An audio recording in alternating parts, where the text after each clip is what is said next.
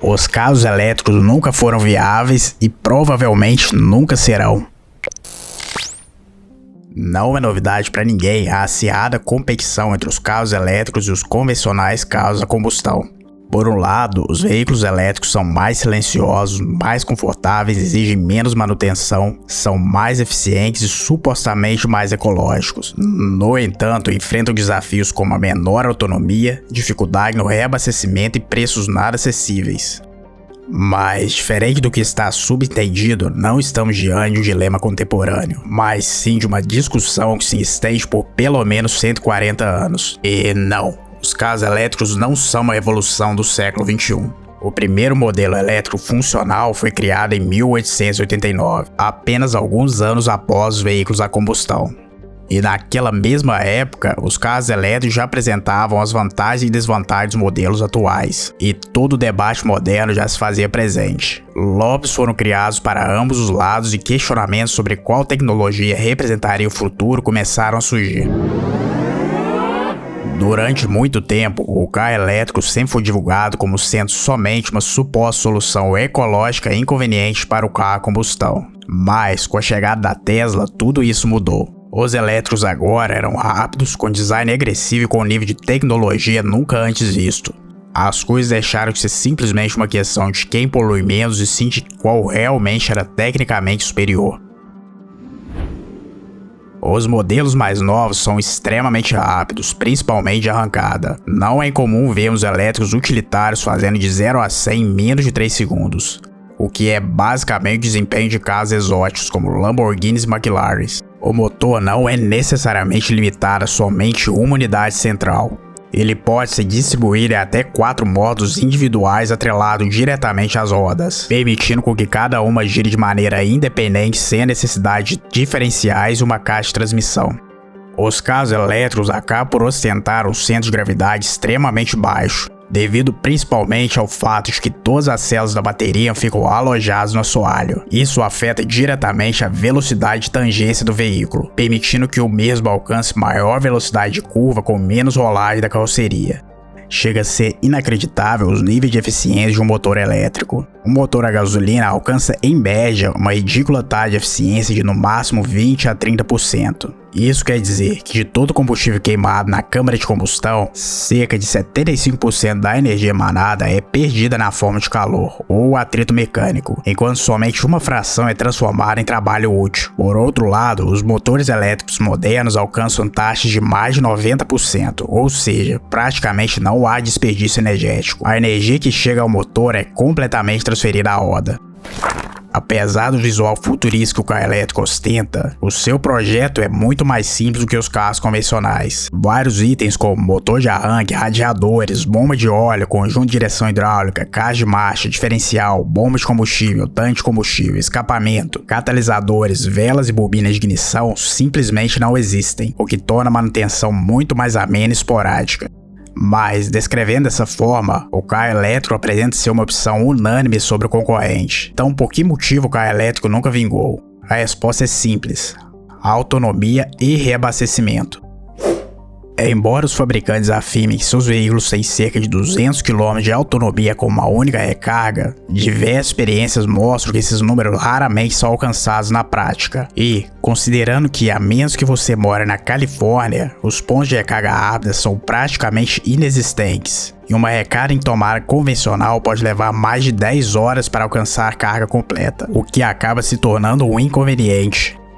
Agora, mesmo na melhor das hipóteses, utilizando uma tomada de recarga rápida, uma recarga completa não levará menos do que 1 hora, 1h30. Claro, se você tiver a sorte de não encontrar uma fila de veículos aguardando para recarregar. Comparado aos 500 a 700 km de autonomia dos veículos a combustão, além dos poucos minutos necessários para reabastecer o tanque de combustível, os carros elétricos se tornam extremamente situacionais. Viajar com algum deles pode ser considerado impossível na grande maioria dos casos, assim como realizar trabalhos de entregas no quais a distância a ser percorrida não é previsível e não há garantias de encontrar pontos de recarga ao longo da rota.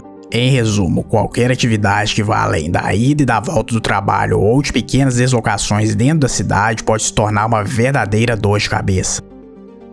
Há também a questão dos preços. Enquanto a propaganda dos carros elétricos é amplamente focada em veículos da Tesla, BMWs ou super esportivos exóticos do leste europeu, dos quais apenas algumas unidades foram produzidas, a realidade é que esses modelos não são viáveis para a grande maioria das pessoas.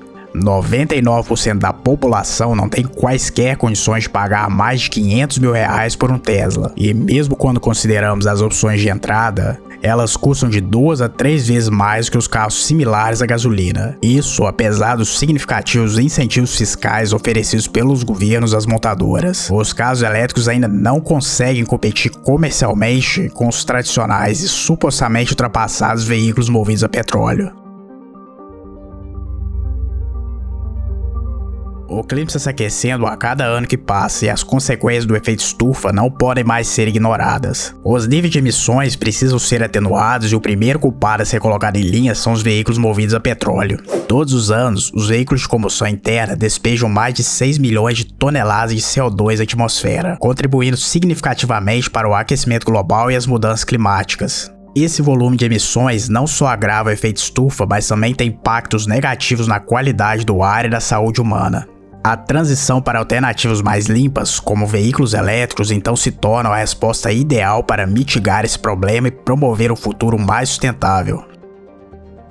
No entanto, uma incógnita crucial está sendo deixada de fora dessa equação. De onde exatamente virá a energia para abastecer os veículos elétricos? Seguindo os princípios da termodinâmica, a energia elétrica, como qualquer outra forma de energia, não pode ser criada do nada. Algo precisa ser destruído ou consumido, e nesse ponto chegamos a um impasse. Atualmente, mais de 80% da energia mundial provém de fontes não renováveis e poluentes, como carvão mineral, gás natural e petróleo. Essa realidade compromete o objetivo dos veículos elétricos de contribuir significativamente para a redução de emissões de poluentes. Não adianta nada investir milhões em desenvolvimento e infraestrutura para diminuir a emissão de poluentes, enquanto a maior parte da matriz energética global ainda é baseada em combustíveis fósseis.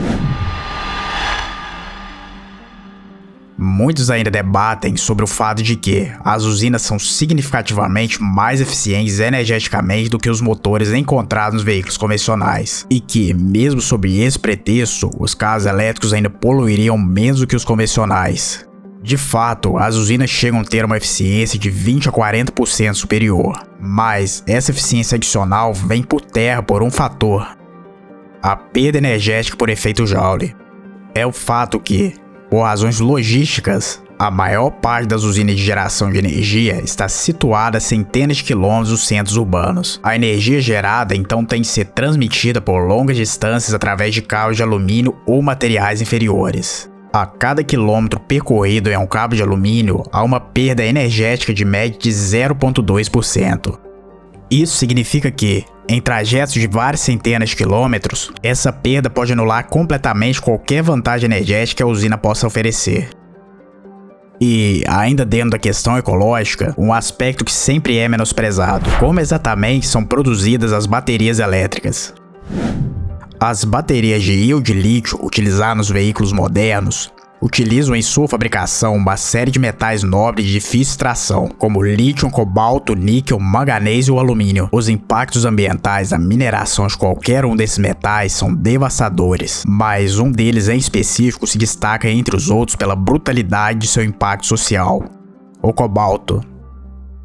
Nos dias atuais, quase todas as baterias modernas de alto desempenho utilizam cobalto em sua composição. E, como maior produtor de cobalto do mundo, temos a República Democrática do Congo. Cerca de 70% do fornecimento advém das minas congolesas, onde as condições de trabalho são deploráveis. Os trabalhadores enfrentam situações que beiram a escravidão, sem acesso a equipamento de proteção individual, com jornadas de trabalho extremas e o uso indiscriminado da mão de obra infantil. Não é incomum que pessoas morram e sejam enterradas dentro das próprias minas para evitar gerar estatísticas. Tudo isso para que os mineradores sejam remunerados com menos de $3 por dia. E, como o agravante da situação, quase nenhum benefício pela extração do cobalto é revestido em infraestrutura, saúde, educação e segurança para os congoleses. A maior parte de todo o capital é direcionado para empresas estrangeiras chinesas. Realidade essa que é cuidadosamente ocultada por grandes empresas e associações que lucram com a imagem ecológica e sustentável dos veículos elétricos. Ninguém deseja que um produto alegadamente destinado a salvar o planeta seja associado com crianças fora da escola trabalhando em minas insalubres sob o sol quente. No entanto, independente da imagem que a mídia tenta passar, a realidade não pode ser negada.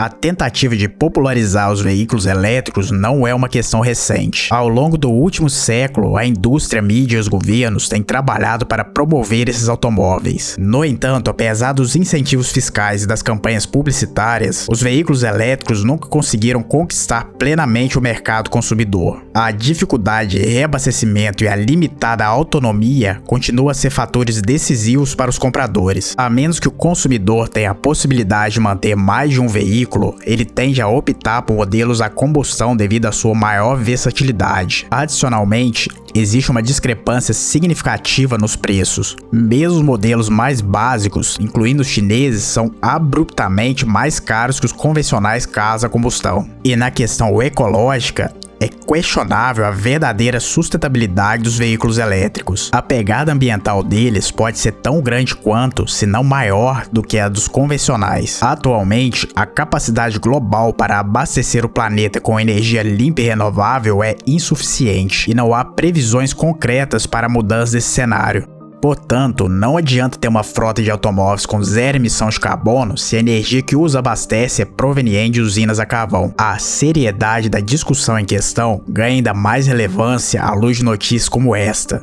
Em março de 2023, a União Europeia decidiu de forma unânime proibir a produção de veículos movidos a combustão a partir de 2035. Essa decisão baseia-se na premissa contestável de que a medida reduzirá a emissão de poluentes. E, dada a tendência dos países ocidentais de seguir as diretrizes estabelecidas pela Europa, é plausível que essa decisão influencie políticas em outras partes do mundo. Embora as consequências ainda sejam incertas, a história revela que intervenções governamentais abruptas implementadas através de decretos frequentemente resultam em efeitos adversos. Em resumo, mesmo após anos de avanço, ainda persiste uma significativa discrepância comercial em relação aos veículos elétricos e, a menos que os governos imponham a adoção desses veículos, é improvável que eles conquistem espaço significativo no mercado. Quanto ao impacto ecológico, sob uma perspectiva crítica, não é possível afirmar com certeza absoluta que os veículos elétricos oferecem um benefício tão claro para o meio ambiente, especialmente em um contexto onde a produção de energia limpa é insuficiente para atender a demanda global.